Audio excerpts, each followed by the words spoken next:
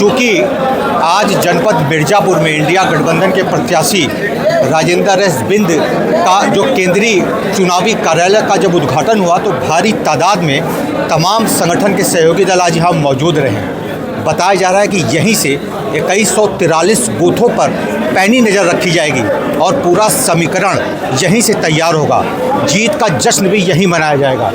किस तरीके से तैयारी करेंगे इस कार्यालय को उद्घाटन? देखिए, ये उद्घाटन करने का कारण ये है कि यहाँ से हम हमारे जो कार्यकर्ता हैं, बूथ हैं, सेक्टर है, ब्लॉक है, इनको यहाँ से संदेश देंगे कि जन जन तक पहुँचें और जन जन में जाकर जो हमारी समाजवादी पार्टी, कांग्रेस और आम आदमी पार्टी की जो विचारधारा है वो लोगों तक पहुंचाएं। और आपको मैं बता दूं, इन जो चुनाव आयोग ने प्रेस कॉन्फ्रेंस में उन्होंने कहा था कि हम है ना fair and level field provide करेंगे, लेकिन यहाँ दिख नहीं रहा फेयर एंड लेवल फील्ड।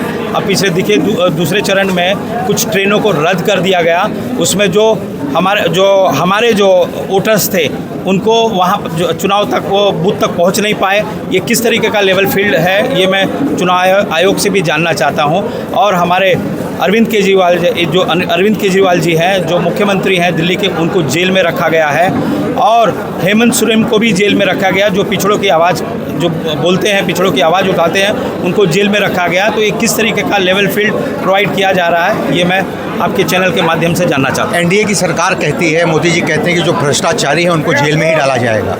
देखिए, जितने भी लोग हैं जब उनके पार्टी में चले जाते हैं तो वाइट हो जाते हैं। तो हमारे यहाँ से तो लोग हम लोग तो साफ़ सुथरा काम कर रहे हैं, लेकिन जितने भी लोग उनके पार्टी में गए हैं, किसी का 1000 करोड़, मैं नाम नहीं लेना चाहता हूँ, किसी ने 1000 करोड़ का घपला है, किसी का 2000 करोड़ का, किसी का 5000 करोड़ का घपले हैं, उनके पार्टी में जाते हैं, वो साफ़ सुथरे हो जाते हैं। मैं सिर्फ यहाँ मिर्ज़ापुर का बात करना चाहता हूँ। यहाँ अनुप्रिया पटेल जो उनके साथ में भारतीय जनता पार्टी के साथ में खड़ी हैं, उन्होंने कभी पिछले 10 सालों में उन्होंने नहीं पूछा कि यहाँ के लोगों को, जो यहाँ के युवा हैं, उनको रोज़गार क्यों नहीं मिल रहा है। 2 करोड़ जब उन्होंने वादा किया था भारतीय जनता पार्टी ने, तो अनुप्रिया पटेल ने क्यों नहीं पूछा कि यहाँ के लोगों को, यहाँ के युवाओं को रोज़गार क्यों नहीं मिला। यहाँ की जो इकाई बंद है उसको क्यों नहीं उन्होंने चालू करवाया। यहाँ के जो किसान हैं, उनकी मांग, जब किसान अपनी मांग रहे थे, दिल्ली में जा रहे थे, तब भारतीय जनता पार्टी उनके राहों पर खिला डाल रही थी, ड्रोनों से गैस छोड़ रही थी। जो आधुनिक संसाधन हैं उनसे किसानों को परेशान किया जा रहा था, तो अनुप्रिया पटेल ने क्यों नहीं उनसे पूछा। तो अनुप्रिया पटेल उनके जितने भी भ्रष्टाचार हुआ, जितने भी किसानों के ऊपर अत्याचार हुआ, उनके सहयोग में, भारतीय जनता पार्टी के सहयोग में रही है। इसके लिए यहाँ की जनता अनुप्रिया पटेल को हटाना चाहती है। ठीक है, परवेज खान साहब भी हमारे साथ मौजूद हैं, कद्दावर नेता के रूप में जाने जाते हैं। 19 लाख के आसपास मतदाता हैं। स्वतंत्र देव सिंह, उसके बाद भारतीय जनता पार्टी के राष्ट्रीय महासचिव अरुण सिंह के अलावा 5 विधानसभा क्षेत्र में एनडीए की जो टीम है वो काम कर रही है। ग्राम सभा से लेकर राष्ट्रपति तक लोग कहते हैं कि बीजेपी का राज है। कैसे 19 लाख मतदाताओं को आप प्रभावित करेंगे? देखिए, ये लोकसभा का चुनाव है और लोकसभा का चुनाव ये आम जनता लड़ती है, ये नेता नहीं लड़ते। और जो देश की समस्या होती है वो आम जनता बखूबी जानती है।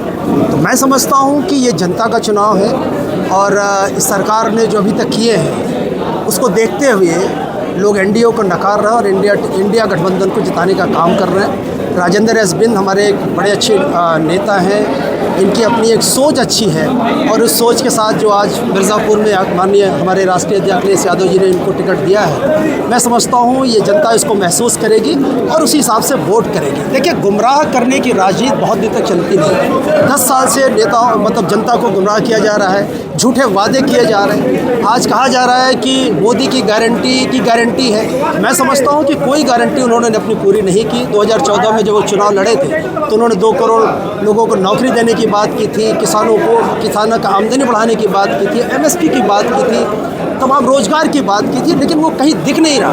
तो आप ये जो है लोगों को गुमराह करके बहुत दिन तक राजनीति कहीं नहीं कर सकते और ये बदलाव की बयार है, जो कि मिर्ज़ापुर में आप देखेंगे कि भयंकर आपको बदलाव देखने को मिलेगा और राजेंद्र एस बिंद जी चुनाव जीतेंगे और इंडिया गठबंधन जीतेंगे। ठीक है, परवेज जी, एक अंतिम सवाल जल्दी से। मोदी जी का कहना है कि जिस तरीके से पूर्व प्रधानमंत्री का एक वीडियो वायरल हो रहा है कि देश के संसाधनों पर अल्पसंख्यकों का अधिकार है, खासतौर पे मुस्लिमों का, क्या आपको लगता है कि इससे आपको नुकसान होगा या इससे फ़ायदा होगा? नहीं, देखिए, जनता बहुत जागरूक हो गई। लोग अगर समझते हैं, मोदी जी समझते हैं कि जो वो बोलते हैं जनता उसे मान लेगी, ऐसा है नहीं। जनता हर चीज़ को समझने लगी है। वो समझने लगी है कि ये सिर्फ गुमराह करने की राजनीति कर रहे हैं। अगर लोगों ने काम किया तो काम की बात करें ना। ये गुमराहियत की बात, सोना की बात, मंगलसूत्र की बात, हिंदू मुस्लिम की बात क्यों कर रहे हैं? बहुत बहुत धन्यवाद। ये जो है जनता समझती है और जनता बहुत जागरूक है। जनता भाईचारा में यकीन रखती है और जानती है कि जब तक हम एक साथ नहीं रहेंगे देश आगे नहीं बढ़ सकता। बहुत बहुत धन्यवाद परवेज जी। एक सवाल आपसे सर, कौन कौन से सहयोगी दल आज आपके यहाँ इस कार्यक्रम में मौजूद रहे? अभी गठबंधन के साथी आज हमारे साथ थे, कांग्रेस के साथी थे, आम आदमी पार्टी के साथी थे, सभी इंडिया गठबंधन के सभी दल हमारे साथ में थे और हम लोग यहाँ से संदेश दिए हैं। और जितने कार्यकर्ता हमारे बूथ सेक्टर के लोग हैं वो जनता में जाएंगे और अनुप्रिया पटेल को हराने का काम करेंगे। कितनी कांटे की लड़ाई आप देख रहे हैं इस बार? कोई कांटे की लड़ाई नहीं है, क्योंकि ये जनता लड़ रही है लड़ाई। हम तो एक कैंडिडेट के रूप में खड़े हैं, लेकिन ये जनता लड़ रही है। जनता जो त्रस्त है इनसे, जो पिछले 10 सालों से न रोड का सिचुएशन ठीक है, न बिजली सही है, पानी के तो इतने ख़राब परिस्थिति है कि महिलाएं, हमारी माताएं बहनें 10-10 किलोमीटर से पानी लेकर आ रही हैं। तो ये सब समस्या जनता है, जनता लड़ रही है, तो इसमें कोई कांटे की लड़ाई नहीं है, हम जीत रहे हैं। बहुत बहुत धन्यवाद, आपने समय निकाला बात किया। तो राजेंद्र एस बिंद जी थे, गठबंधन के प्रत्याशी थे। तमाम राजनीतिक दलों के जो मजबूत जो नेता हैं वो आज यहाँ मौजूद थे और इस केंद्रीय कार्यालय के उद्घाटन के दौरान तमाम पार्टी के दलों में भारी उत्साह भी दिखाई दिया। मिर्ज़ापुर से TV 100 के लिए वीरेंद्र गुप्ता की रिपोर्ट। राजन पाठक जी, आपको क्या लगता है कि ये जो अलायंस है आप लोगों का वो कितना कारगर होगा जीत पक्की कराने में? देखिए, जो इंडिया अलायंस है, आप निश्चित रूप से मानिए कि राहुल गांधी जो देश का पदयात्रा और जो भारत जोड़ो यात्रा किए हैं उसके तहत आज इंडिया अलायंस हर तरह से आम जनता लड़ रही है। आप यहाँ देखे रहे कि देश को आज़ाद कराने के लिए क्रांतिकारी लड़े।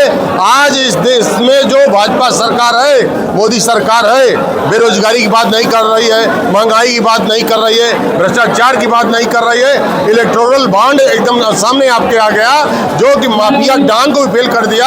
हर तरह से आम जनता त्रस्त है। आपकी पार्टी ने भी तो इलेक्टोरल बॉन्ड से चंदा लिया है। कतई नहीं। आप एक चीज मान लीजिए कि जिस तरह से इनका कार्य है कि ईडी CBI इनकम टैक्स को लगाकर किया गया है, हमारे पार्टी द्वारा ऐसा कभी नहीं किया गया। राजन पाठक जी, मनमोहन सिंह का एक वीडियो वायरल हो रहा है, उसमें कह रहे हैं कि देश के संसाधन पर अल्पसंख्यकों खासतौर पर मुसलमानों का अधिकार है। आपको लगता है कि इससे नुकसान होगा चुनाव में या फायदा होगा आपको? देखिए, मनमोहन सिंह एक विश्व के जाने माने अर्थशास्त्री थे और निश्चित रूप से हमारे देश में हर धर्म, हर जाति, हर लोगों का वो है। और यह भारतीय संस्कृति, भारतीय संविधान एक बहुत बड़ा विश्व का माना जाना संविधान है और संविधान को किसी प्रकार तोड़ा नहीं जा सकता।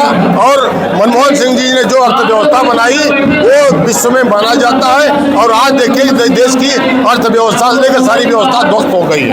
आपके हिसाब से देश के संसाधन पर किसका अधिकार होना चाहिए? देश के संसाधन में देश के हमारे सभी जात के लोगों का हुआ है। इसमें हिंदू है, मुसलमान है, सिख, ईसाई, क्योंकि संविधान सभी को सम्मान करता है। बहुत बहुत धन्यवाद, आपने हमसे बात किया। बहुत धन्यवाद।